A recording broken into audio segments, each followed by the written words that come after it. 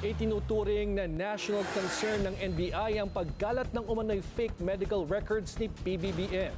Karapatan man daw malaman ng publiko ang kalusugan ng Pangulo, hindi ito dapat mauwi sa pagpapakalat ng maling impormasyon. Narito ang exclusive Agenda Weekend Report ni Hannity. Posibleng ipatawag daw ng NBI ang online personality na si Sir Jack Argota. Kasunod yan ang pag-share nito ng umano'y peking medical records ni Pangulong Bongbong Marcos mula sa St. Luke's Medical Center. Isang bagay na pinasinungalingan na ng nasabing ospital at ng palasyo. Pero si Sir Jack yung personality, pwede ba yung ano ba yun?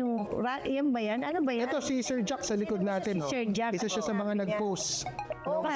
Mapangalan dito, sir. Have you taken, have you called them out for investigation? Anong ginagawa mo po? Ang ano po natin yan is maray natin ipatawag. So, paano Sabihin ba? natin yan. Isasampinan natin Due process. Hindi naman kung kabataan. ano side nila. Sabi ni Magno sa Politico Talks ng Bilyonaryo News Channel, ang online sharing ng fabricated documents kasama ang post ni Sir Jack ay maaaring maituring na cyber libel. Ongoing daw ang investigasyon ng NBI tungkol sa pagkalat ng peking record na ito. Para sa ahensya, national concern na raw ito dahil mandatory nilang bantayan ang seguridad ng mga matataas na leader ng gobyerno. Hindi po ordinaryong tao ang ating presidente. Oo.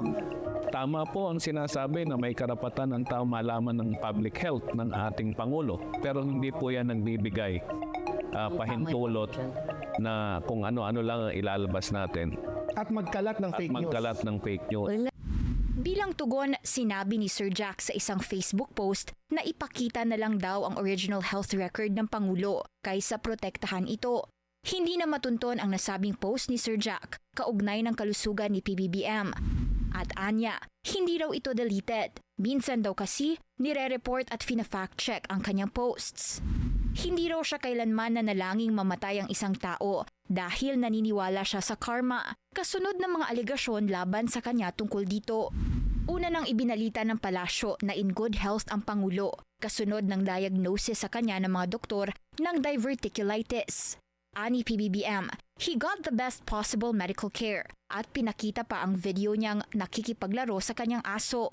Pinaalala ng Presidential Communications Office sa publiko na umasa lang sa mga opisyal na pahayag ng government sources para maiwasan ang pagbabasa ng unverified at malisyosong content online. Para sa Agenda Weekend, Hannah T., Bilyonaryo News Channel.